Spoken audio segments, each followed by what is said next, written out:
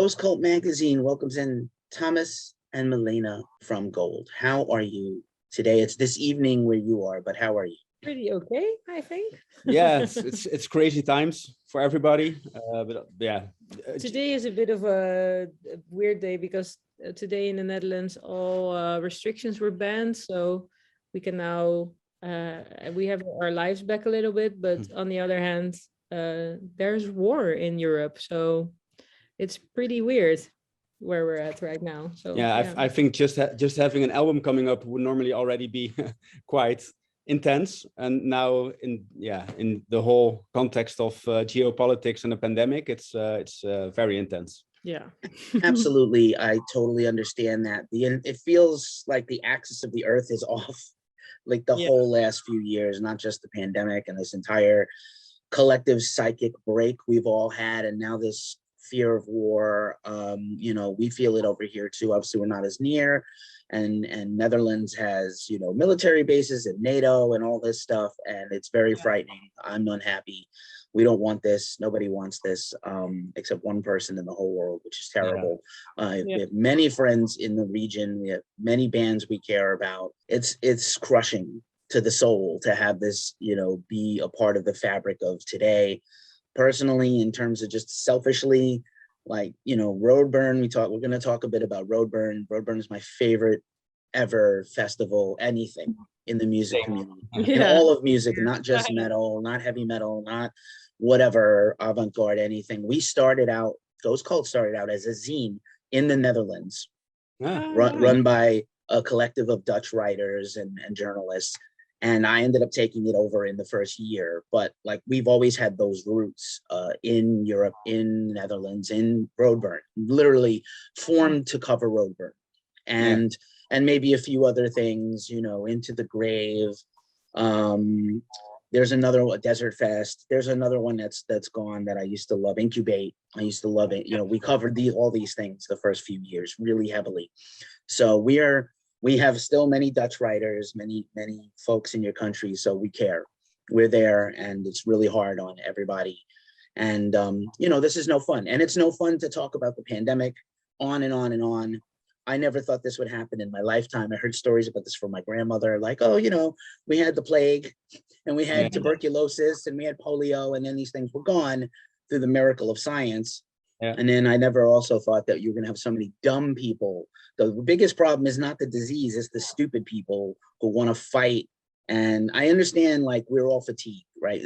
Like, for our American fans that don't understand, like, Western Europe, going out in the evening is a thing. Going out to see live music is an everyday thing. And that's part of the culture and the fabric of their lives. And, you know, when that's lost to you completely, it's brutal. You know, it's just brutal. And Roadburn was so consistent and there every year to count on. Like, you knew you had that week or that weekend to go and see your friends in this beautiful little community of artists and enjoyers of art and real, like, people with a passion for it, the art and the music of this culture. And it was gone. And I, you know, hats off. I know Walter has been, you know, we love Walter. I know Walter's been going through a really hard time the last couple of years, especially this year now.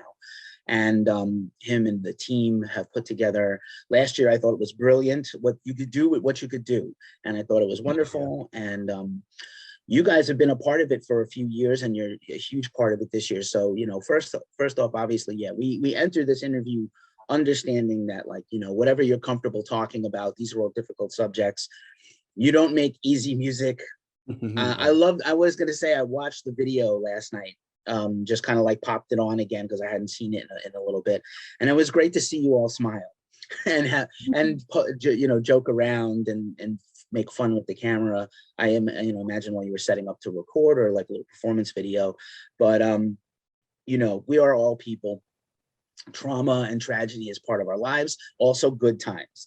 And so it's hard, you know, I know sometimes art only shows the bad and the dark, but, you know, we're all complete people, or we want to be. And I'm trying to be every day. It's hard, but we're trying to overcome our own stuff. And, you know, I wanted to start with that because, you know, this shame shall not be mine, should not, you know, it shouldn't be, it's heavy. It's heavy emotionally as much as anything else you guys have ever made. And, you know, it's I think it takes some time to spend with it to let it all get to you, to sink in. And I wanted to start there because I think it's very brave to make music like this that really lays all your feelings bare, not just vocally and lyrically and musically, the whole thing.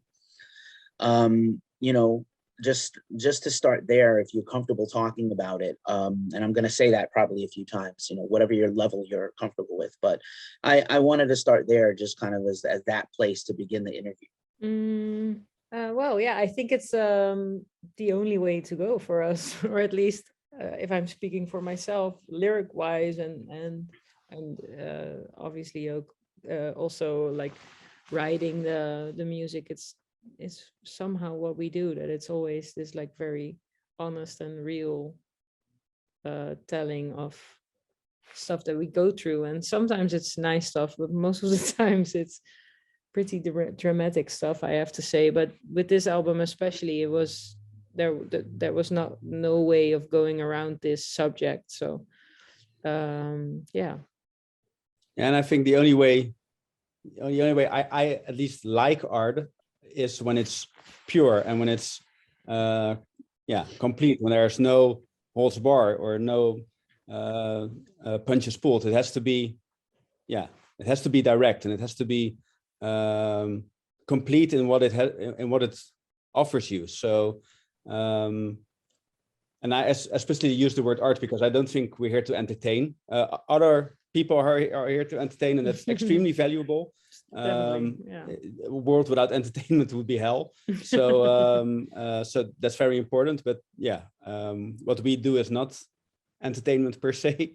Yeah, I think the way we approach our art is just without any compromises. And yeah, that makes for pretty heavy, dramatic stuff. But that's also the stuff that I like. Myself as well. I think it's a little bit of everything, and then you take kind of a respite and you know, change it up a little. Interestingly enough, like artifact bands are the bands that I go to sort of unplug from all the other stuff that I do. So that says all kinds of things about me. But oh well, out of curiosity, because I know that this, you know, this entire experience was born out of, you know, you going very public with very personal and tragic things that have happened to you. Did you kind of have that feeling like it was going to come out through your art this next release, or did you guys write a bunch of music first and then say, oh, you know, this is a good vehicle to express these feelings? It kind of started out with me just trying to make some new songs or write some new stuff, and then I didn't really realize what the words that I wrote down were really telling me. Or sometimes it's just, it sounds a bit weird or magical, but sometimes words just come out and I'm not really sure why I choose these words. But when I like came back to those a few weeks after, I kind of understood what I was writing about, and then somehow I just thought, well, let's just write one song about this subject and like maybe release it or not. Let's see wherever we go with it, and let's see if it's I mean, it was just a way of letting it out, kind of. I think that's the way it kind of started. But then we tried to make like a whole piece of music because we were asked by Walter from Roadburn to write this commissioned piece for Roadburn Redux. And yeah, somehow it wasn't enough to write just this one song about it. And it's weird because sometimes, obviously, I can decide which subject I want to sing about. But with these songs, it was just there. I couldn't find words for anything else to write about. And I think that's because in the early weeks of lockdown, I stopped working. So next to the band, I just have a regular day job, and we were touring a lot back then. So my life was just like running always. So holidays were going on tour, and all the time that I had left was working for me. So at that, like in the beginning of 2020, there was just so much time for me to think about everything else. And obviously in the first few days, I was just like cleaning the house or whatever, like doing the regular stuff to try and keep yourself like going. But yeah, somehow all the space in my head, like every thought that I had was going back to the trauma I went through many years ago. And I knew that there was something I needed to do. And at first I just thought maybe I just need to go into therapy, which is a good thought to have, I guess. But I didn't really decide on making an album about it or something. But it was just, to me, a way of like processing it and finding the right words to just deal with it myself. And somehow it became like this whole album and this whole piece of music that we played at Roadburn. So yeah, it was kind of something that organically grew, although there was really no way for me to write about something else than that subject. Yeah. No, but I think with all the albums that we made, it always starts kind of intuitively, I guess. Mm-hmm. And then indeed it grows organically. And it's mostly at the end of the process when we know we have like a few more songs that we need to complete the album. Then we get a little bit more conscious, at least musically, like, okay, what are the kind of songs that we need musically to make this album more complete, so that there's enough dynamics and that it feels like a whole.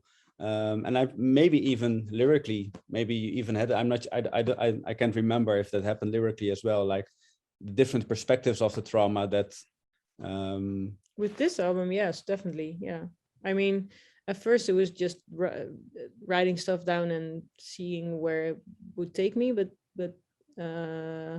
like the last songs we wrote were definitely songs that I wanted to write because I mean, obviously it's a really depressing and dark theme, but I also wanted it to be hopeful, or to give like all these other facets, or how do you say that, like there's so many things around having a trauma like this, like how to cope with it, how you kind of get up from it, or I mean there's so many ways of processing it, you have all these emotions, and I think it's really important to show all of them instead of just being angry or being sad or being just shocked or whatever. So I thought it was important to show all these layers to it, like peeling an onion or something, like going to the core of what it means to have a trauma like that. Yeah, and I think what's kind of been what we've always been doing is trying, at least that's I think what Milena's been saying as well, is to show this 3D image of what a human is, and also a 3D image in this case of what such a trauma is. And I think, like with everything, we all know there's no light without dark, there's no dark without light, there's no happiness without sadness, there's no sadness without happiness. They all go together, and I think that's the same as with a trauma. I guess I'm not the one here that's dealing with this subject, but seeing it from as a bystander is probably just like mourning. It's something that you go through, and also something that you kind of leave behind. But it's not like this deep valley that's just never ending. There's a way out, and there are small highlights in between. And maybe it's good to add that it's, when it happened back then, I tried to tell people, but that didn't really work out, or at least they said totally the wrong things. So I decided back then that I didn't want to tell anybody anymore. So what I kind of did was, like, that whole process of mourning and going through that, I paused that for like 17 years. And then when COVID started, I kind of picked it up again, which was super heavy, a lot of tears and a lot of very dark days. But I think, I don't know how it's possible, but I definitely did it. And I know that there's a lot of people going through this kind of things that are just going, like, trying to cope with it without coping with it, like just ignoring everything and just focusing on everything else, but not on that. And I think, yeah, it was time to focus on the reality of going through that, which I did. And by that also shaking the shame and the stigma that you. Yeah, because that is really impossible to ignore. That was something that I mean, that has been like this layer throughout my life, kind of. It was always there, but nobody really noticed. Yeah, I mean, this nobody background knew. noise Yeah. in your head. Yeah, for me, it was obviously very real, but for other people, it wasn't really noticeable, I think. Yeah. Well, thank you for sharing all that. And I also feel like as great individually as the tracks are, it is meant to be experienced as a whole. And I too felt the lift at the end of the album that was a little more hopeful, and you know, maybe the release of the pain will help someone else who's gone through this. And you talk about many important things that we could not unpack in one interview, in terms of cultural stigmas and just personal grief and the shared experience of others and survivors. And we do have all of the earth has a weird relationship to victims, I think, and doesn't really honor them and their trauma and their issues. And maybe the internet is a bad part of that, where that makes it harder for people to come forward. But again, very brave. And even if it was selfish for you to try to come through this and make sense of it and move on with your life, very, you know, to put yourself out there, for your band to put itself out there on the front lines of these emotions and this, you know, your life story is very powerful. And I do believe it's going to help people ultimately, whether they witness it in person or they listen to this album or they read your story. I think it's going to help a lot of people. So thank you for that. And you know, yeah, I do believe the album is, you know, thank Walter. Like I don't know about a higher power, but Walter would be a good one. Yeah. Roadburn has done so. He's wonderful. Roadburn has done so much for the community of music and art, and being asked to, you know, being commissioned by Walter is an honor. And you guys have been very, you know, very effusive, sharing your feelings about how great this is for the band and what an honor it is. And it is. And some of my favorite things ever have come out of, you know, just off the top of my head, the Icelandic black metal collective of like 10 different bands coming together for one piece, and Einar from Wodruna and Igor from Enslaved working together came from Roadburn, and Vile Creature in Bismuth, and so many more. You know, it's just a real gift to the world of music, and I'm really excited. I understand you guys are going to play this entire album as a piece, but also you have been, you know, because of, I think, the relationship you guys have created and the reputation you have for your music, you've been asked to help curate some of the artists. So I don't want to take the focus off the record too much, but I did want to ask, because I think it is, you've picked some wonderful artists, and I wanted to ask about your process, about how you chose them. Well, first of all, it's super complicated because obviously we both have lists of like hundreds of artists that we would think would fit the festival. We were very honored when Walter asked us to do this. It's super special, something we would never have expected, but it's really amazing that we got the chance. And I think that for us it was really or what we tried and what we did with, like, I mean, when we started doing the commission piece for Roadburn Redux, we were in contact with Walter a lot. And I mean, we would call every week or something like that. And after Redux, we kind of still did. So just for fun to talk to each other. And then one of those calls, he asked us to do this. And it was amazing because I think we got the postpone calling, or how, not postpone, but how do you say that? Like we got many more phone calls with Walter from it, which is amazing. He's a really cool guy. And we got into this conversation about all the bands that he already booked, because there was obviously a very specific lineup already, because a lot of people, or a lot of artists that were going to play in 2020 were already programmed for 2022. And I think we really kind of tried to get into the conversation about which bands we would think would push the envelope, but also fit into what was already booked. Yeah, and I think so what's important, those were kind of the rules we had for ourselves. And I think as a co-curator, the best thing you can do is try to find those artists that normally wouldn't be booked probably, or maybe not yet by the festival itself, but that still fits the bill in a good and exciting way. I think you really have to add a flavor as a curator. So and I think where our musical taste at least probably adds to the overall Roadburn flavor is we're a little bit more avant-garde, or maybe even a little more electronic. That's the stuff that we really like. We just made lists and lists and lists, and we talked and talked and talked with Walter. And just started from there.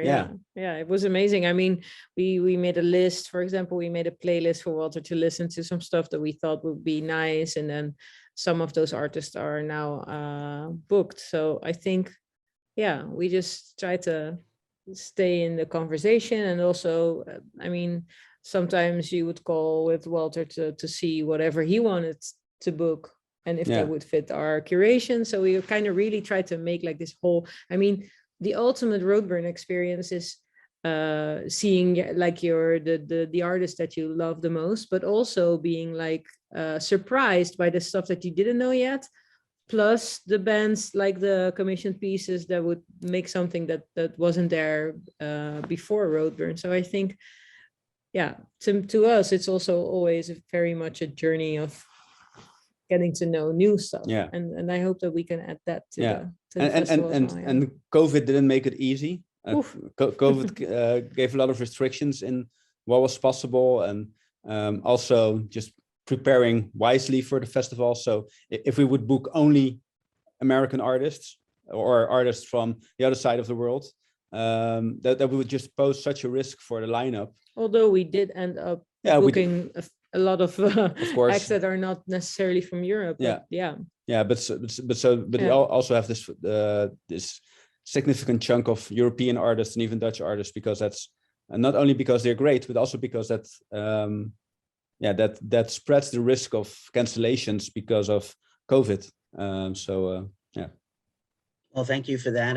That's awesome to hear. And we'll again, you said exactly my experience. I went to Roadburn personally 2018, and it was exactly that experience. Go to see, I want to see this and I want to see that, and then you discover so many more bands, and you meet so many wonderful people, and you buy so many things that I had to ship them back to America because I couldn't put them in my bags. And then you go to the after party, and then you go home and you sleep for like 2 hours, and you go do it again for 3 more days. So exactly that experience. I want to give you back your evening. I just have one more question for you, and I really appreciate everything you guys have shared. It means a lot to me.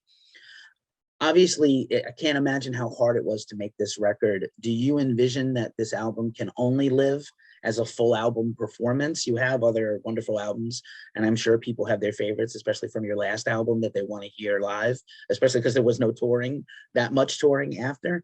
But I feel like This Should Not Be Mine almost needs to just be its own performance. What have you thought about that? Is it too soon to talk about touring after Roadburn, or what do you think? No, we're definitely looking into touring. I mean, we would love to tour, although I have to say that I'm not sure how if it is possible for me. I mean, we did only this one show at Redux until now, and that was a pretty heavy emotional experience. So I'm not sure how many shows I can do without going completely mentally crazy. So I have to kind of see where that goes. But I think for us, for now, it feels like The Shame Should Not Be Mine should be played in like its entirety. Although I have to say that I'm also kind of open to mix it with other stuff and maybe new stuff or new versions of old stuff. Probably like 3 months ago, I would have said the only way to do it is as a whole, play it in its entirety, and that's that. Also logistically, because it's with all the electronics on this album, it's a completely different setup than the more straightforward rock setup that we would have on the previous albums. So that makes it logistically a little bit more difficult. But I have to say that over the last few months or weeks, this vision of a hybrid set becomes a little bit more clear. I'm not sure if it's there yet, but I can see it being a possibility. but we'll see. It's I love the album as a whole, but like Milena said, it's also very heavy, especially on her. Yeah, we'll see how things go, and we're always looking into evolving ourselves, and maybe evolving is also in this way is finding a way of bringing the past and the present together. Yeah. In the future.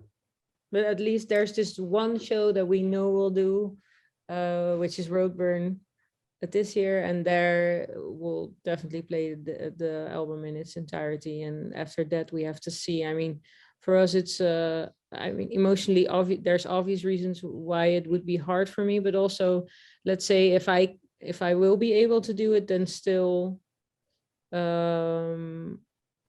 At some point when you tour and you have to play like 14 or maybe even 30 dates in a row, there comes there's always this show where you have like you kind of, it's almost robotically, or how do you say that, you feel like it's just without thinking you can play that show. Routine. And yeah, it's total routine.